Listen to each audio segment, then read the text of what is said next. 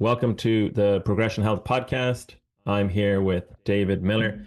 David, do you want to introduce yourself to the listeners? Yeah, what's going on, guys? My name's David. I'm currently a medical student. I like to do long running races and I do some social media stuff online and I'm sober. So Brilliant. Yeah, a lot in common there. So, of all those, David, what are you most passionate about? What would you say is kind of the biggest thing you're working on right now? I think everything in my life was built off of sobriety. That's the first thing that was introduced to me, and as a result, everything else kind of blossomed from there. So I'd say that. So, yeah, what's your story with sobriety? What led up to you getting sober, and I guess what is your experience with not being sober? Yeah, so I grew up like pretty normal family and just like had basically every opportunity that I could have wanted. Nothing really crazy. My parents got divorced. There was like some chaos in our household, but it wasn't a crazy amount. And just, picked up a drink and kind of had like a all-in white light experience and it just did things for me that I didn't think were possible to feel. And from that point forward, it was just kind of all in on drinking and eventually doing drugs and, eventually going to college and experimenting with more things and just kind of like having addiction slowly take over my life to the point where I was dropping out of college. I was in and out of like psychiatric wards because I was taking drugs every day, stimulants. So I was up for like 5 days straight. They would like have to check me into like a psychiatric ward because I was just saying like crazy things, drinking every single day, just didn't really care, trying to take my life, just totally like at the totally at rock bottom. And that was kind of like I was young too. I was like 19, 20 years old. So it was like pretty obvious that, something was wrong. And I don't know, like I have my family kind of just like it was so obvious that like my family just like wasn't gonna put up with it. Like it was obvious I was getting high. It was obvious something was wrong. So they kicked me out of the house. I was homeless for a while. And eventually like they would, come back and help me out when I was ready to try to get sober again. And after a couple tries, I ended up down in Florida and did like a 30-day rehab down there. And then ended up going out to California to do like a more long-term structured program. And that was back in April of 2019. So now we're here. Wow, so that's quite a story. And yeah, that's what drew me to you initially. You have a great platform on Instagram, and you're a runner as well. You're also sober, so we have a lot in common. And like we said, and yeah, so like you mentioned a white light experience. Just tell me a little bit about that because that's like a pretty rare thing that I would, ever hear. So yeah, what was that initial white light experience? What Yeah, is it? so I think it was just like part of like what the substance like did for me, like what alcohol did for me, like physically, and spiritually, but also like just I think it was also just like the act of like drinking and the act of like doing something I wasn't supposed to be doing, and just like the risk associated with it. I kind of just like it just felt good to me. And I had like another white light experience when I did cocaine for the first time. That was like my thing. Like once I did that, I was like, this is what I really like to do. And just kind of like I don't really it just made me feel like Superman. Like it just removed all the problems. It removed all the negative self-talk and the anxiety and this social fear and just everything and just made me feel confident and gave me like free self-esteem that I didn't have to earn. Yeah, that issue is real of not earning something and not earning self-esteem. So like before this experience, what was your life like up to that point? Like, were you on a pretty good trajectory? Because for me, before I actually started drinking, I was doing pretty good, pretty disciplined. You know, life was going pretty, it was on a good trajectory, but what was yours like before you had that experience? It was, yeah, it was on a good trajectory, I would say. Like, I mean, I didn't know like exactly what I wanted to do. Like I never did I ever want to be like a doctor or anything like that. I played sports, had a lot of friends, but I don't know. Like I never really thought of my future like I think of my future today. I was kind of just like blindly going through life, kind of just more so ha trying to just like enjoy myself. Even before I was like drinking or anything like that, it was just like I was just trying to like enjoy myself. I didn't really like give thought to future or anything like that. Right. And then I assume that only got worse, or yeah, how did that progress? As in, once you started to get into your addiction? Yeah, so I mean, once I started getting into my addiction, it just nothing else mattered except getting high. Like that was it. It was nothing else mattered. Personal relationships didn't matter. Um, you know, like breaking moral codes didn't matter. Um, it was just all about getting high. That was what my life was. Yeah, just you become literally fully addicted. So can you like sort of pinpoint like what caused it, what led up to it? Like maybe someone else is listening and is like, struggling with their addiction themselves. Like, was there any telltale signs, or like, did you already know the first time that you got high or got drunk that it was like, oh, this is David plus this activity, they're not going to work well? I think it was just like I mean, addiction runs in my family, so that could have something to do with it. Also, like, I just always noticed that when I would do things, I wanted to always do more. I wanted to be the person that like had the drug dealer's number. I want to be the person that was the middleman. I was always the person that was pushing to get the bag. I was always the person that was like trying to set up like splitting a bag, trying to sort out all the money. Just always in communication with the drug dealer. If somebody like finds themselves in that situation where like they crave doing things more than the people around you, because it's pretty like blatantly obvious. Like if you do, like I remember like I used to like keep Molly in my dresser drawer to just be able to pop like by myself. Like I wasn't like it was just I just would keep it there for me.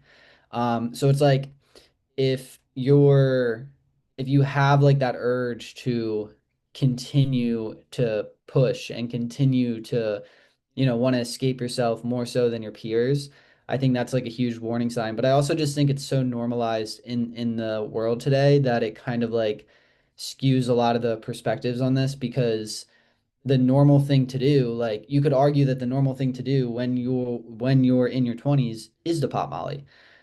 Because that's just the way that the norm is right now. Like you're supposed to go to college, and most people that go to college get fucked up on the weekends. I had the experience of going to college as a sober person, and I also had the experience of going to college as a just regular like college kid drinking on the weekends.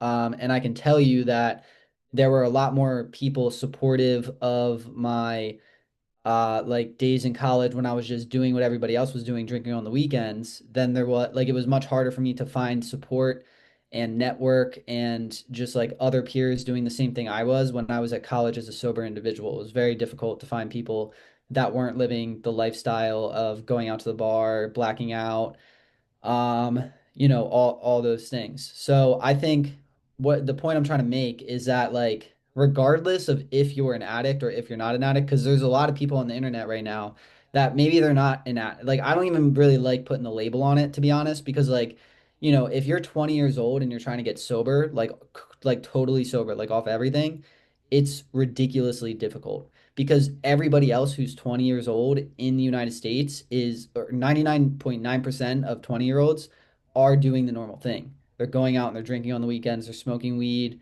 they're, occasionally doing drugs, they're going to concerts, like all this stuff. So if you expect somebody, even if they're not an addict, and they're trying to just like change their life for the better, because there's people out there like that, right? Like, there's people out there that, especially with social media, like they see my page on social media, they see what I'm doing, and they're like, well, I want to do that. So when I meet with these people and I take these people in, I always explain this to them, and I'm always like, it's going to be like very difficult because you need to be able to find the right peers. You need to find the people that aren't facilitating the bar, the whatever, like 9 to 5 class, 9 to 5 work, and then like Friday hits and then boom, like I'm in the bar. Saturday hits, boom, I'm in the bar. Sunday I'm waking up, I'm hungover, I'm slow, I lost all my momentum. For me it was just like I needed to be around people. I needed to be like very, very strategic about who I was around. I couldn't have any of those people in my life. To get to where I am today, like coming from the drug addiction background, coming from never being a good student, right? Like, I talk a lot about my SAT on my page. Like I got like a 10th percentile SAT score while I was in high school, right? And here I sit in medical school training to be a neurosurgeon. Like I'm not somebody who is just like naturally has this like intelligent gene that like I can just like remember information. Like that was never me. So, to go from that to this is like there is no room for anybody in your life that is like facilitating any of that normal lifestyle. I had to handpick like my circle around me, and 12-step programs are very beneficial for that because there's people in 12-step that are they don't they're just on the same page as you.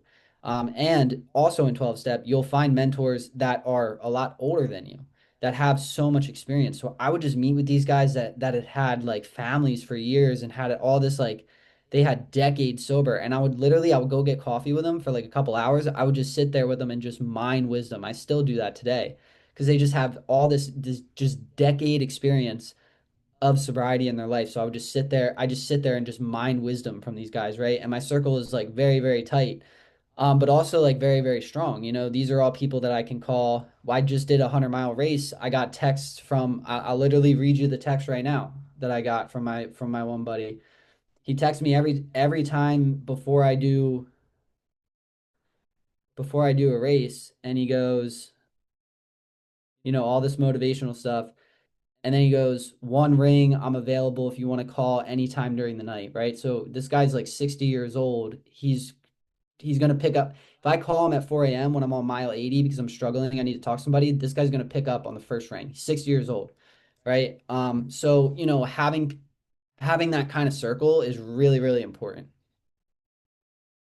Yeah, how like important is environment and like the people you surround yourself with and kind of seeing other people doing things you're aspiring to do for kind of like I guess your addiction in the past and sobriety now.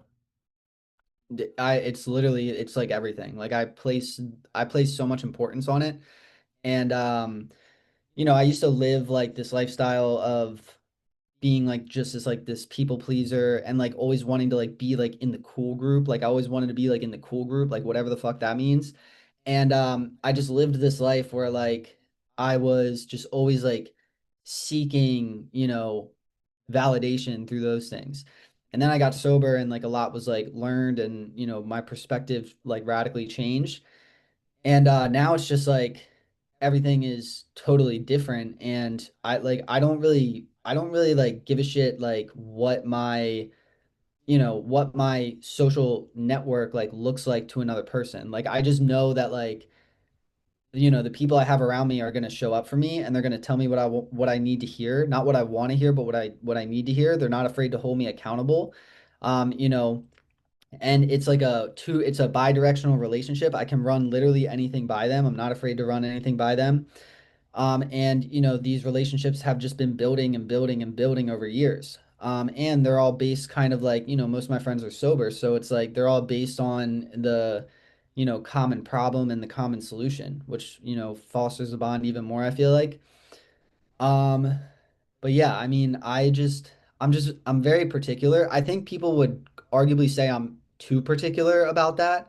But it's just gotten me so far that I've just like, and I'm so used to like doing it. If somebody is like, if I see like the way somebody's living and they're like drinking a lot or like cheating on their girlfriend or like just like conversate, like just things they're saying to peers, like I have no problem just like, keeping it very surface level with that individual and, you know, like that's it.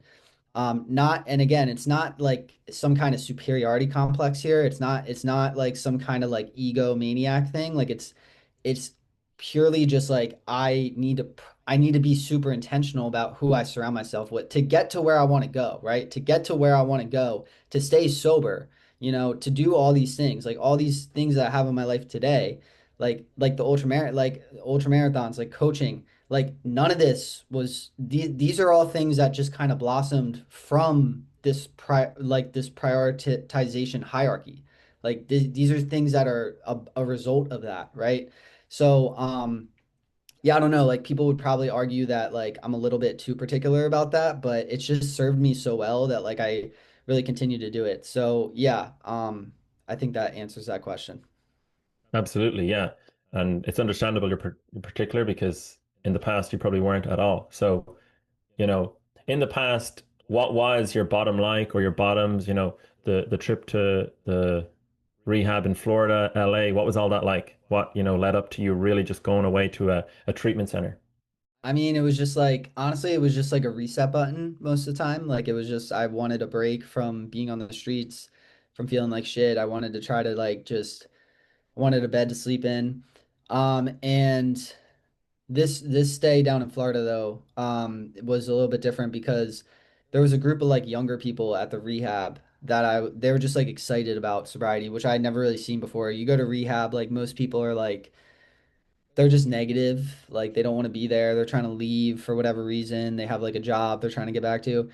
And I was always that way, and I still was that way when I was entering this rehab. But the kids there were just like, and they were my age, and they were just excited about sobriety. Like I'd never seen anything like it. Like they were just excited to get in the rehab van and go to meetings. They were excited to work the steps. They were excited to get a sponsor, go to the gym, like all these things. And it was really like a small clientele at this rehab. So I was kind of forced by necessity to be around these people. And because of that, like a lot of their excitement and positivity ended up wearing off on me. And it made me open-minded in the slightest bit to just be like, okay, maybe I'll stay down here with these guys because like I don't know, like I've been hanging out with them, so like why not? They're all talking positively about sobriety and meetings and all these things. Like maybe I should just stay down here. And then that led me to somehow like getting an opportunity to go out west, like from like a uh what are the social worker. Like there was just some opportunity and I ended up getting on a plane, going out to LA and doing like a long-term, like year-long program of just like intense accountability, sobriety. You had to go to like 2 meetings a day, writing essays every single day. Um, all these things that kind of like it was sobriety, but it was also just like developing into an adult and like learning how to take care of yourself and learning how to treat other people. And so I did a year out there, and that was another thing that really changed my life for the better. Yeah, clearly. So let's just say there's someone who's like not really sure about like, do they have an addiction? Should they get sober? What should they do? And they're kind of just like, yeah, this guy David, he's great, but it sounds like a lot of work. He went away to Florida, he went away to LA.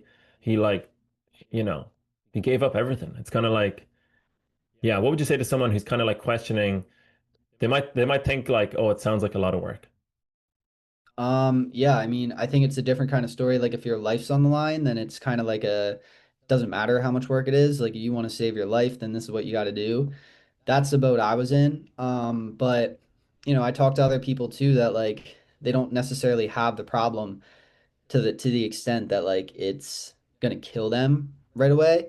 But that's an even scarier situation to be in because what happens there, like imagine if my problem, like I got sober at 20 years old, right? So imagine if my problem, like, and that's because my problem was so extreme at such a young age. Like it escalated like so quickly. Imagine if it escalated like 25% of the way that it did. I probably wouldn't have I might not even be sober now. Like I might have still like I might have gotten to the point where I like started a family and stuff, but I was still like had like this like drinking thing that I didn't really know if it was a problem or not. It had been causing some problems in my life, but I can't really like pinpoint, like it's hard to like totally blame it. And I just like I like doing it. So I'm just like, making excuses for, why I should keep it in my life. I see so many people like that. They're like 40, 50, 60 years old, and they're just like booze have just been like a slow knife, like cutting through their ribs, like just so ever slowly. And that scares me even more than my situation, to be honest, because my situation was just like, thank God I spun out of control so quickly. It was so blatantly obvious that I had a problem. There was literally like no like other option for me other than like, yo, this kid is like, he needs to go away. Like, he is not well. But, these people that can kind of function off of it, it's just like, it puts you in a position to just like waste so much time using drug or alcohol. Mostly it's alcohol, right? And you wake up one day and you're 65 years old and you're just like, holy shit, alcohol has been like just ruining my life for decades. And I've just been lying to myself, and then what do you do in that situation? Because now it's just like you're no longer like in your 20s or 30s. Like you just like you're kind of like your options are a little bit more limited. When I got sober, like I was overwhelmed by the amount of options I had because like I just there was so much for me to like potentially do. Like you know, so yeah, I think that, but I also think that like anything worth having is going to take work. Like people are so naive on the internet, like with like this self-help like wave of things like spamming people's feed. It's just like people just like to think that like things just get like handed out to people. And that it is not like that. Anything worth having, like sobriety, is requires a massive amount of work. Like there's not a lot of 20-year-olds who are just out here sober. Like most 20-year-olds don't live that kind of lifestyle. But the 20-year-olds that do, I guarantee you that, 5, 10 years go by and their life's gonna sprout in different ways compared to the people that don't make that sacrifice. So it's just like, what I'm not saying it's right or wrong to do one particular thing, but I'm just like, if you're going to weigh your options, you should look at, do I want to sacrifice and work for, this thing that's going to benefit me in the long term, or would I rather just be normal like everybody else and just do the normal thing that everybody else is doing and enjoy myself in the present tense and then just see where life takes me that way. So, yeah, I don't know. I just think that like either way, it's going to require work. It requires work for me still every single day. Like, like we're talking about like prioritizing your social circle, like saying no to people, like that's not easy. It's not easy for me to be like to like constantly like turn things down because I have other like obligations that I need to like make room for in my schedule. It's not easy for me to like somebody offers me a drink at the bar because I'm out at the bar for some reason. I'm like trying to make social connections or whatever reason. I usually I don't go. But there are a few instances where I go and I just drink water. And people like offer you a shot or offer you a beer, and it's just like, no, bro, like I don't do that. It's like that stuff's like not easy.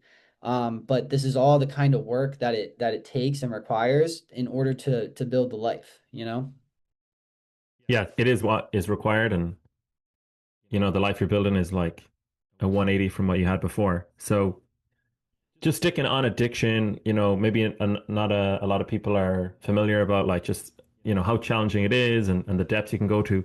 What's one hard truth about it, addiction that people usually get wrong? That has to do with the problem. The biggest misconception about addiction is that it's a drinking problem.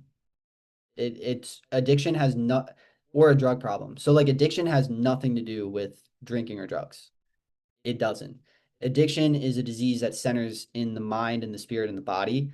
So there's a reason, like the book, we won't get into it, but drinking and using drugs is a symptom of the disease, right? There's a reason that people you look to use things that allow them to escape themselves. That's the easiest way to tell the difference between a real addict, alcoholic, and somebody who maybe just has like a drinking problem. Because if you remove the substance, if you remove the drink, the real addict, alcoholic starts to get worse. And the person who just has a drinking problem or a drug problem immediately starts to get better. That's how you can kind of quantify the spiritual malady between the two. And I had that experience. I would go to rehab, and I'd have a roommate in rehab because usually that's like how it works. And we'd be there for like 6 days, 14 days. And like all of a sudden, like my roommate would like start getting better. Like he would start getting better. And I'm sitting there in the other bed and I'm just like, holy shit. I'd get really freaked out because I'd be like, dude, I'm getting worse. I'm getting worse. I'm 14 days removed from the drink and I'm getting worse. Like I feel more shitty. I feel more, I'm in more turmoil, So, I think that, the biggest misconception is that like, this is just like, a drinking and a drug problem. It's really not. That's a symptom of the disease. There's a lot of misconceptions though. And the other one is like the willpower thing. Like that this is just like a willpower problem. I can sit here and tell you like I feel like I have a decent amount of willpower. Like I'm in medical school. I run ultra marathons. I just ran a 100-mile ultra marathon. Literally, I finished this morning. And here I sit on a podcast, like coaching, and people still tell me till this day, like, oh, it was just like was it just like a willpower thing for you? Like, no, it wasn't just a willpower thing for me. Like I've always had a lot of willpower, except when it comes to using drugs and alcohol. So. Yeah, what was it that the willpower applied in other areas of your life and not with the drugs and alcohol? Because it's just like a higher dimensional problem. Like it's just something that like it's I really believe that it's a spiritual malady. So I don't think that willpower really applies to that. It's like trying to say like, it's like trying to like willpower your way into like building a relationship with God. Like you can't really do that. There's certain things you can willpower. Like you can willpower running 100 miles for sure. But there's certain things like in the grand scheme of the universe that like willpower like isn't really going to help you. Like sure it might like help you discipline the way that you're going to like attack the task. But like, with faith and things like that, like I believe like you really have to like come to believe, that feeling of belief and that feeling of trust, and like that's not like a willpower thing. That's like an internal decision that needs to be made. That has nothing to do with willpower. So I think that drinking is kind of the same way because it's like in that hierarchy of like of like spiritual problems or like spiritual things. So that was always like the catch for me, I think. Yeah.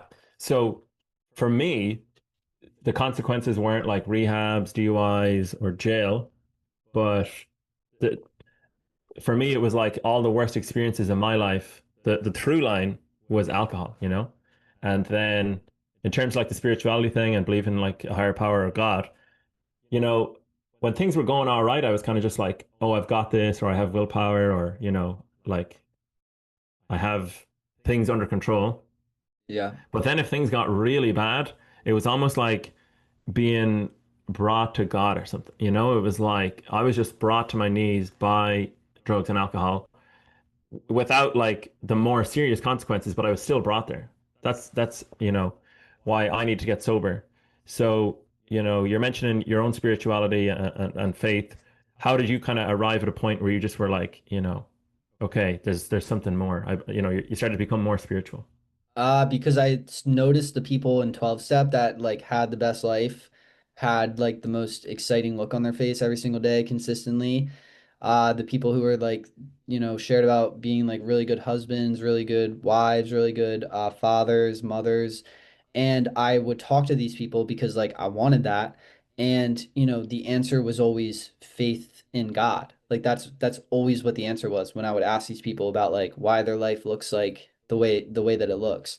So even if you're like a unspiritual person or somebody that like doesn't really prioritize that kind of thing, if you are in that situation enough times or like you can actively see people like living these beautiful lives, and you continue to like ask them about like what it is that they how they are able to sustain that, and the answer is always the same thing, then like eventually you kind of like are forced to have more of an open mind to it, and that's just kind of how it worked for me. Yeah, just having that openness is huge. So Hmm. your handle on Instagram is David Millar Mindset. So Yeah. where does the mindset aspect come in, and how does that fit in with like the running and sobriety and your whole approach? Yeah, I mean the mindset thing was kind of like I don't know, I didn't give that much thought to it. I was kind of just like needed like a handle, but I think it's important. Like I think that I don't know, like I don't really even know like how you would define mindset. Like I like would you call sobriety a mindset? Like I'm not really sure. Um Regardless though, like I think that it's just like I think it's just important to like have core like principles for yourself and to just like no matter the circumstance be able to like stay truly authentically you and abide by those standards every single day. And I think that that's a mindset and I think that like when I started that page I kind of like noticed that you know a lot of the things that were happening in my life were directly correlated to like those standards and my way of doing things. And it was like just opening up doors in my life that I never thought would open for me. I feel I still today like feel like pretty unqualified to live the life that I live. I mean, like I'm just like a drunk at the end of the day. Like if 12 step wasn't a thing, like I would have never if I didn't go to that rehab, meet those people, like I would not be sitting here. No way. I mean, like, even if you just look at my track record, if you just look at my SAT score, if you look at my GPA most of my life, if you look at my GPA when I was using in college, like that, I would have gotten into med school. You know, it's just like, it's just crazy. But, it's possible if you have, the right kind of core principles in your life and you just wake up every day and do your best to stick to them. Totally, and you've got to give yourself some credit. You're 6 years sober, and you're, after doing an amazing amount of running, you're in college and you're pursuing, the right path that you believe in, which, is huge. So that imposter syndrome, I think that's something a lot of people can relate to.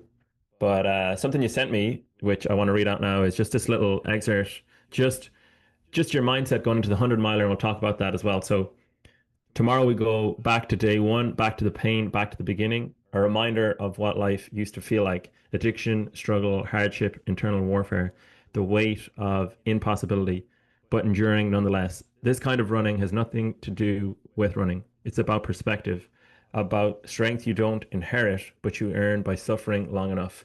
A new set of eyes that makes the world look different once it's all over. It's a statement to both my old and new self that I'm not done yet, that there's still more digging to do, that there always is. I won't let I won't let progress erase my memory. I won't let success lie to me about where I came from. A broken drunk, a hopeless junkie. I remember what it was like. I won't forget. This is how I keep the message honest for those who still are trapped in addiction and alcoholism. How I keep my perspective sharp, how I ensure that I remember. I go back to the pain. I return to the weight of hopelessness. But this time I go back on purpose. I simulate the struggle so I never romanticize the escape because the struggle is what molded me and it continues to do so. DIY 100 miler tomorrow. So that's a pretty amazing, excerpt, and it's something I'll come back to myself. But yeah, what does that mean to you, and what did this 100 miler that you just did mean? Um, I think that like all the ultras I do are like they're just so similar to the journey of recovery. So, when the success like comes into your life and like when you're removed far enough from like getting sober in the process of getting sober for me was very painful. Like I talked about like the real alcoholic versus like the just problem drinker and having that characteristic of you remove that from their life and that person gets worse. That was my experience for like my first 2 years of sobriety. I spent a lot of my sobriety still like hating who I was, not knowing what I wanted to do, and like just pounds and pounds and pounds of anxiety every single day, not able to talk to people, forget about talking to a girl, like forget about that, no way. Just not knowing what I wanted to do in my life and, some days like wanting to take my life, like a year sober, right? Like I know that sounds crazy, but like that's kind of like where I was at. That's what I had to go through to get here. And when I'm far enough, and that was the hardest thing I've ever had to do, like hands down. Like I've run a lot of long races. I'm in med school. I do a bunch of stuff. That first 2 years of recovery for me was the hardest. I think it's the hardest thing I'll ever have to do, just because it was such a long like journey, and I had no like I didn't know if it was gonna work out or not. Like I was just listening to people in 12 step that were telling me I was doing a good job. And I just had no real way of knowing if like this was actually going to work out. Like when I ran that 100 miler yesterday, like I know that like if I finish the 100 miler, like I'm probably it's going to be like a achievement. It's going to make me feel good, right? I didn't know that about sobriety. I was like, this might just be a waste of fucking time. So whenever I do these like long races, a lot of it is to just like go back to that first 2 years of recovery. Because like especially with the coaching too, it's like I see a lot of clients that are in that state and when life gets better and things like start like straightening out and success comes and all this stuff, like you forget. You forget what it used to feel like. You forget about the pain. You forget that used to wake up 6 months sober and like hate everything about yourself and sit in your bed and be like, I don't know how I'm going to possibly get through the day. And that was a reality for me for a while. And it's not that way anymore. I wake up excited. I have things that I love to do. I haven't thought about killing myself since that time, right? But it's important for me to remember that period in my life because that was such a valuable time for me because it molded me into everything that I am now. And the way that I do that a lot of times is I need to go back to that pain. And ultras are a great way to go back to that pain. And every time I run an ultra and it starts getting hard around mile 60, mile 70, I am thinking like most of that time, I am thinking and reflecting about that first 2 years and everything that I went through and just kind of remembering the situations, remembering like the thoughts, remembering the pain, and while enduring real life pain, running. So it's like it just does something to my perspective that kind of like just makes me feel a little bit more grateful for everything that I went through, and it allows me to just remember where I came from and remember that that's a reality for people, that like today, like just like me, like there's people struggling with that. So I want to be able to relate to them. I want to be able to have my like perspective on what that was like sharp. And a way for me to do that is to simulate what that was actually like. And there's a bunch of other things about Ultra I could talk about, just besides that it does for you in terms of like success and like mindset and stuff like that. But in regarding that post, that was like the main takeaway, I think, was, I don't want to forget that period of my life, and Ultra is just a great way to kind of go back to that place and just mine a little more wisdom from it. And just allows me to kind of walk away with like I said, like a new set of eyes on the world, like it just does something like that for me. So I feel as though like such a difficult time, early sobriety, before sobriety, when you're really, at your lowest, you're struggling, you're wondering if you should continue to live, like that just sounds so like hopeless and depressing. But you're like going back there, So like just explain how that like helps your running, because just like kind of on the surface, it would seem like, oh wow, that would just make someone more depressed, or it would kind of take them out of the present moment. So how do you you're in a run, how do you utilize that in a long run that's difficult?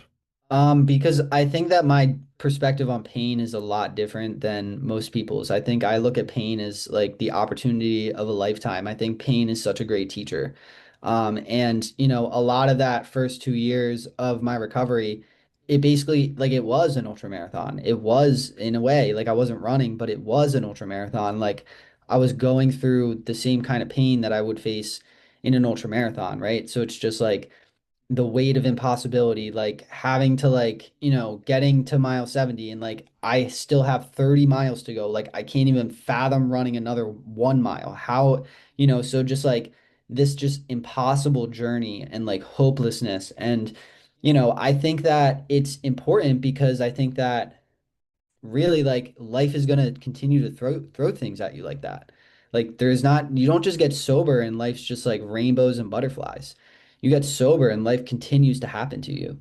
And you need to find ways to like be able to deal with that kind of stuff, you know? And the further away I get from pain, the more complacent I get. So I need to keep going back there and keep reminding myself of like, I went through this and I made it to the other side. And not only that, but like I went through it and I'm so comfortable with it that I voluntarily go back to it and feel what it was like to the best of my ability. I simulate it to the best of my ability, right? Because I'm not gonna like be out here like relapsing. Like that would just be stupid. But like, ultra, it's like a healthy kind of torture. You know what I mean? So like I go back voluntarily and I feel what I need to feel. And that's a priority to me too. It's like I'm in med school, right? Like I don't really have the time to be. I mean, I do like I make the time, but like my time arguably would be better spent. But it was just such a transformative period of my life, and it did so much for me. Like sitting in that pain, that uncomfortable pain for 2 years and just having to figure it out. Like just God giving me these things and me just having to figure it out and walk through it. Like gave me so much. It gave me self-esteem. It gave me confidence. I rebuilt who I was. Like I literally like just sat through that fire until it stopped burning and I just like came out this like new person. Right? So, it's important. Like I don't need to run another 100 miler. Like I don't need to. I've already ran 3 of them. Like I don't need to. The one we did, like it wasn't even a race. We walked out our front door. We were like, we're gonna go run 100 on a random Monday. That's literally what we did. So like this has nothing to do with running. It really doesn't. It has nothing to do with running. It just has everything to do with that like ultra is the perfect platform to go back to those like traumatic experiences and to just like do a little bit more digging and to kind of like walk away with more of that perspective. And it kind of just like it just reminds you. Like it reminds you of the importance of doing hard things. It reminds you of the importance of not quitting. It reminds you of the importance of pain and of listening. And yeah, I don't know. I it's just obviously like this is very extreme. I'm not saying everybody like should go run 100 miles. Is not what I'm saying. Like it's just something, I've just kind of found running and like it became that. But I do think that there's probably like, something for everybody to like some extent. But yeah, I don't know. Like it's always been more than like just running 50 miles or 100 miles for me. It's always been about like the emotional journey through that. Yeah, it's like more than running, as you say. It's what you almost become in the process of completing these long runs, as opposed to just having a 100 mile, notch, or medal. So I'm assuming you didn't just wake up one day and say, right, tomorrow I'm going to do a 100 miler. And like, as a caution to other people, I'd hope they wouldn't do that as well, because I'm sure No. it's not all, sunshine and rainbows in the 100 mile arena. So just, give a little bit of experience, strength, and hope on running ultras, how you got there, and maybe like some of the setbacks you had to overcome in the process of getting to 100 miles. Because just for context, a marathon is 26 miles. So you've done 3 and 3/4, whatever marathons, but in one go. And like, I think it's less than 1% of the whole population of the world have even done a marathon. So you're in like very rarefied air to have done 300 milers. So it's like you're the exception, you're not the rule. So yeah, just tell us a little bit about how you got to the 100 miler and some cautionary words. Yeah, so I got into running because I had been a runner. Like I said, I played sports. I ran a little bit. I never really was I was good at it, but I was more concerned with partying, so it kind of like wrecked my performance a lot. But when I got sober, I got more into it a little bit. And then I was going back to college as a sober person, and I didn't know anybody sober at my college. And again, like going back to like the prioritizing your social circle. I'm going back to this university, a university I used to get fucked up at. Like I'm going back to the same university. They let me come back. Um, so, I'm like moving my shit there and I'm like, okay, I need to stay sober. How am I going to find people that are like not doing the normal thing?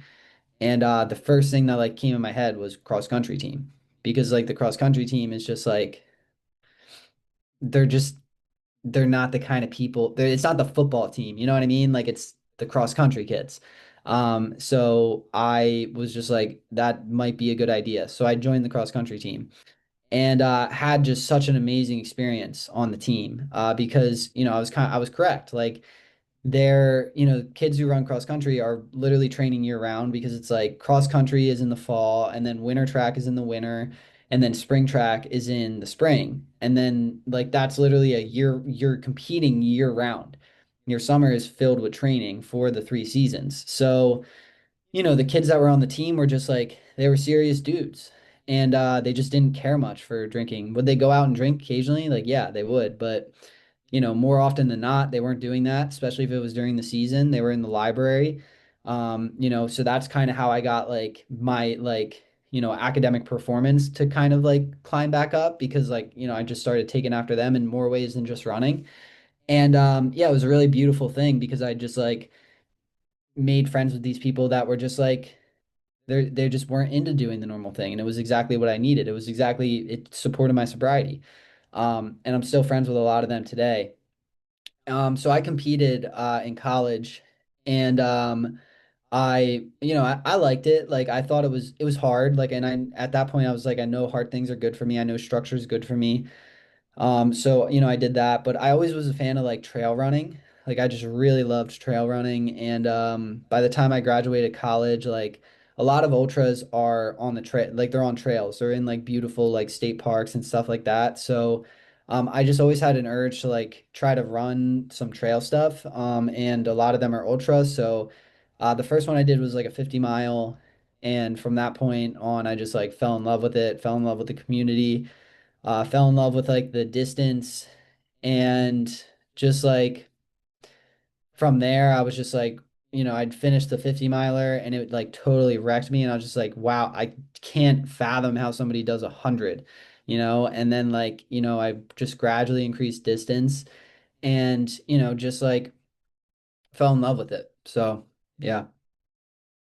Yeah, it's like that pain that you talked about, it's almost like it could almost be an addiction in some ways. Did you ever find that you kind of just swapped one addiction for another with like the running, or do you think there's like a risk of that even happening? Yeah, 100%. I'm actually a big advocate of that. I think that like the way that the addict brain kind of works is like it has the obsession complex.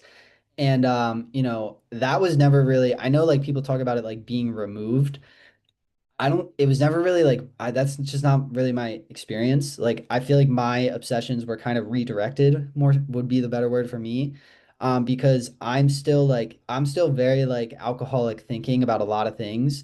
They're just not about things that are like self-defeating. Like they're about things that like serve the world or put me in a position to serve the world. So like medicine, right? Like medicine was just something that like I just always was interested in, especially when I went back to college as a sober person and like got actually started paying attention to class. I was like, oh, I like this. And I would just have nights in the library where like it was like the books were like my drug. Like I was just obsessed. I was obsessed with learning. And I really think it's a valuable skill because not a lot of people have the capacity to be obsessed with things. Like they don't have the capacity to feel things so deeply and care about things so deeply and chase things that make them like internally feel good, like we do. So a lot of that has been like you could argue, yeah, like a misplaced addiction. And ultra that way too. And I think you see that commonly with the crowd that does ultras. Like a lot of them are they're just fucked, like they're fucked up. Like me, like you talk to somebody in ultra, it's like you're no matter who you talk to, you're gonna get like a really cool story from like that person, I feel like, because they've been through like whatever, like trauma, addiction, abuse, betrayal, whatever it is. Like that person is I have a quote on my Instagram. It's ultra marathons are where broken people go to heal. So yeah, you definitely see that at ultra. Yeah, I did it was meant to be it was a half marathon in Zion, and then the next day kind of like a 24-hour like ultra in a way, half marathon and then an 18 miler, but it's broken up. Nothing like, what it could have been. But I met some really cool people on the trails there, and running out in nature on a trail especially. There's something about that like time you're just completely isolated. I cannot like recommend it enough, you know? And especially in some new, like novel, like location that you haven't been to before, it's like very, very exciting. But, running isn't always like that where, I'm pumped up to run. And like sometimes even, just being like, I guess kind of like an addict as well is like, I won't be motivated to run and I'll still run, or I'll feel good. And, it can be kind of like a back and forth mentally, you know? Yeah. So, yeah, how do you stay motivated, but especially on those days where like maybe your energy's low or stress in life is high or just, you might have some personal issues going on that you're stressed about. Yeah, how do you kind of like still show up for your running, and your long-term goals when, you're depleted? I just like think about the person I'm trying to be in the future. And I think about like how, the things that I want to do require the kind of person that can continue to perform regardless of the stress, regardless of the, um, you know, like circumstances that life throws at you. Like, I don't know, sometimes I find myself like getting super stressed out with school or something like that.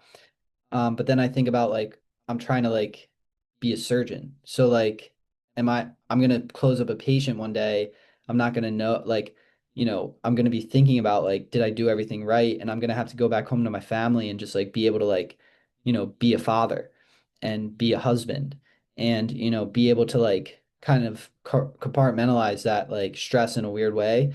So I always just think about like, when personal problems come up, like social problems, like whatever it is, like I just kind of try to think of it as an opportunity for, where I want to be in the future. And it's kind of just like a mini like simulation of that.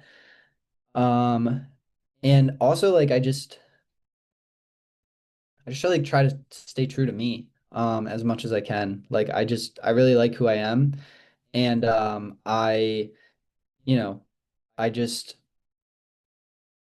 I just want to be like authentic. And if there's certain things going on, like I do a lot of journaling and stuff like that. So I really try to like prioritize like make sure my thinking is like good and stuff like that. And I really just try to like go with my gut feeling on a lot of things. Obviously, like I run stuff by God and stuff like that. But at the end of the day, I just think that like I don't know, like I'm my own person and I want to have enough like faith and trust and courage in the person that I am to like be able to, trust when I make decisions or, just be able to like rely on myself when things get tough. So, Yeah. Yeah, to be the person that you want to be and look into the future, sort of future forecast. Okay, if I get this run done, if I show up today, it'll make, me one step closer to being the person that I want to be, that's yeah, powerful. yeah. So, you've done the three ultra marathons, 100 milers. What are your long-term goals when it comes to running? Have you kind of completed everything you wanted? And like, if you still have goals, what like inspires you to continue going after doing so much racing already? No, I don't really think that. I think the ultras are just kind of like a side thing. I don't really have any goals with them. Um, I don't know. Like I just don't see myself. I really like get so much more enjoyment out of them by like having other things that I'm actually doing and then like just doing them on the side. Like I just think it's cooler that way. Like I think it's cooler to like I'm way more impressed by like the person who's running ultras and also like a school teacher and a mom and has a full-time job than I am like the running influencer that just like doesn't have anything else going on and they're just like training all day for to run ultras. You know what I mean? Like so I kind of like just gravitate more toward that. Like I just like doing it as a side thing. Not that there's anything wrong with doing it full time, but I just think that like I'm just more impressed by the people that can like hand juggle multiple things and continue to show up and race. So yeah, no goals there. My goals really like um live inside of like medicine and the online coaching and platform. That's where my goals are. Wow. So then like with your typical running, like how do you kind of manage that? If your main goals aren't with running, how do you like what does a typical week look like for you, like your baseline running, and then maybe in like the 5 weeks leading up to like, an ultra marathon? So running is kind of like such like a correlational thing. So like running, like while it's not my main goal, it really like benefits all areas of my life in some way. Like the skills that you learn when you're running like high mileage weeks, competing, like all that, it's so correlational to everything else in life, right? Like I was thinking about this like last night when it was like 4 a.m. and I'm like, it's cold and I am like 75 miles in and I'm thinking about how like I'm thinking about like how long it's going to take us to finish and it took us like 24 hours and I'm thinking like I'm when I'm in residency, like a surgical residency, that's going to be like a normal thing for me. Like to just do like like I'm on call, like I'm 24 hours, like I'm not getting a lot of sleep and I need to go to the OR and just like perform regardless. So, those things are very correlational, I feel like, to other aspects. So that's kind of why I prioritize them, if that makes sense. Like it's not like a goal. I don't have like goals there, but I'm kind of just like it's just something that like serves me very well and I've taken a lot from it. And because of that, like it's incorporated in my life. And it's also just like physical fitness, right? Like it's just like a healthy outlet to blow off stress and stuff like that. But So, so typical week for me looks like if I'm training for a race, I really like to run 80-mile weeks. That's a lot of miles though, so sometimes it doesn't always work out.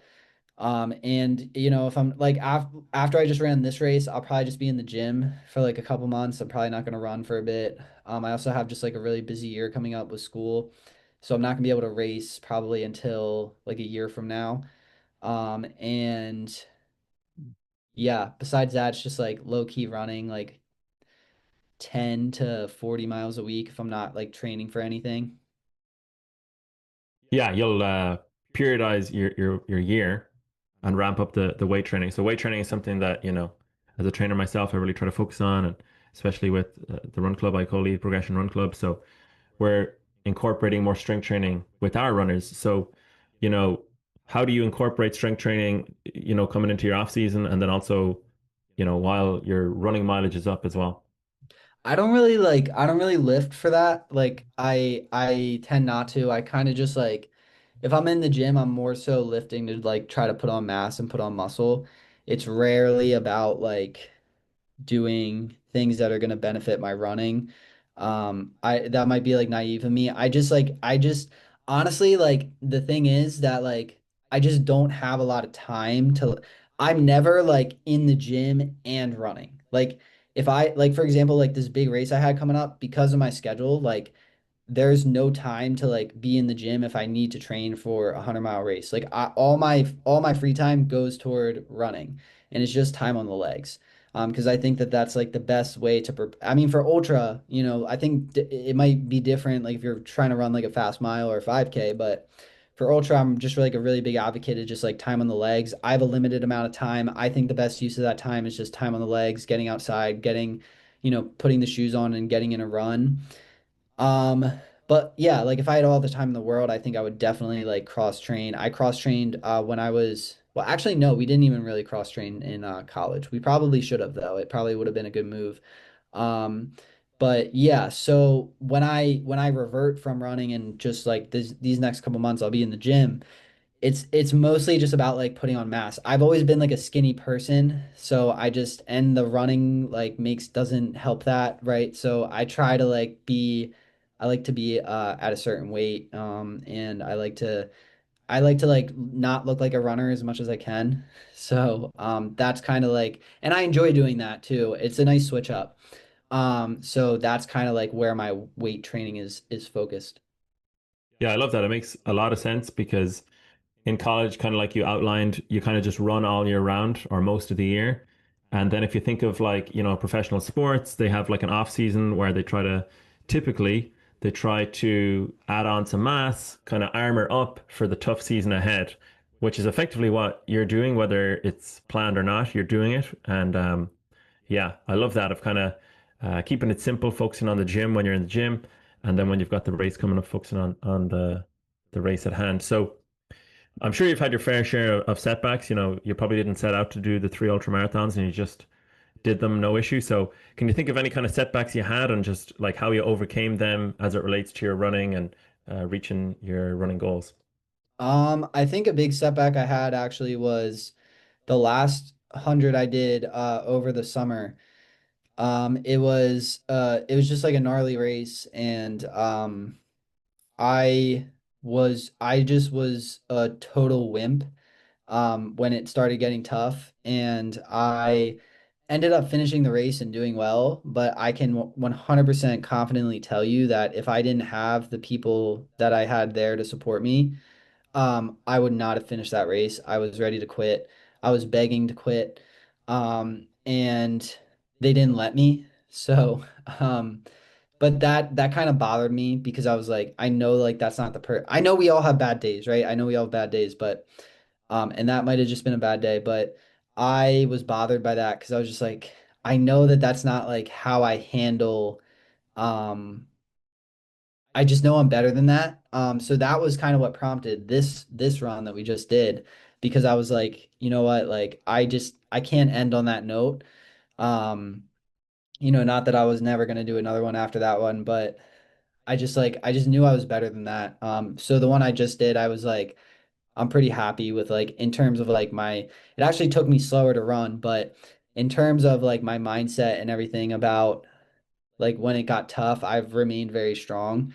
So I think that I've also had a lot of academic setbacks. There's a test you have to take going into college or going into medical school. It's called the MCAT, 8 hour long test, like organic chemistry, just like crazy stuff. Like I don't know, like that was never my get down. You know what I mean? Like I was like doing blow, I was like smoking crack. Like I was never the kind of student like I had to shove all my like, med school prereqs into like a year and a half of like undergrad. So I sit down to take this test and I'm just like, at baseline, I'm just not really a great student and I would just fail so much like doing the practice exams. My score would be so shitty. I'd read about people getting like like such good scores. It's already so competitive to get in. I took like 15 like practice exams before actually taking my test, which is crazy because each exam is like 8 hours long. So you can imagine like I'm just sitting there like just grinding, trying to like improve my score. And really didn't even improve that much. But that was just like another thing where it was just like definitely like a setback and I just felt like I kept failing and failing and failing. But, I ended up getting into school and it worked out. So, Yeah, you got through it, and I feel like the running definitely played a part in that. It's kind of like a through line, like recovery, running, school. If you can overcome setbacks in one, it kind of spills over to others. So it's a pretty stressful experience to have to do like a test that's, give or take 8 hours, 15 times. yeah. And some people will say once an addict, always an addict. So when those pressure situations come up, or you have a setback or a challenge, or just life just smacks you in the face, how do you like stop yourself from relapsing? Like what's like some safeguards you have and measures you take to stay on this path of sobriety? I haven't thought of like drinking or using drugs in a very long time, like years. So I think if you can build a life that is naturally just like a high, you're never gonna want to go back to like the fake, like synthetic high. So like I look at like everything in my life. Like I'm looking like at like I have like research posters up on my wall. I got like pictures of my family up on my wall. Like I got quotes. I got my letterhead from like college. And the first thing that like crosses my mind when I see all this, like if I opened up this window shade right now, you'd see like a huge like medical center, academic medical center, like where patients come and trust that they're gonna get the care that they need. The first thing that crosses my mind whenever I see any of that is like only because I'm sober. That's the only reason that this stuff hangs on my wall, that's outside my window, that I get to go to class every day and like spend time like which is a privilege to like learn about the human body, learn about anatomy, learn about disease, learn about medication, learn how to actually help patients. None of that would have it's just like it was never in the cards for me. Like it's so blatantly obvious that it was never in the cards for me. It's only because I got sober that this stuff happened.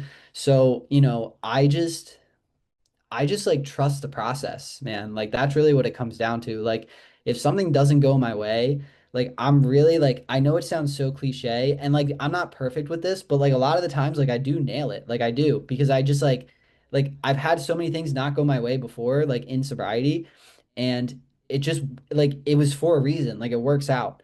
And you know, I kind of like talk a little bit arrogantly like that because like I journal on myself like all the time, right? So like when life is happening to me, it's not just like happening and I'm just like chopping it up in my head. And this is a big thing with my clients too. It's like life is happening. I'm taking it to my journal. I'm studying it in the journal and I'm keeping journals over years and years and years of just raw sober experience.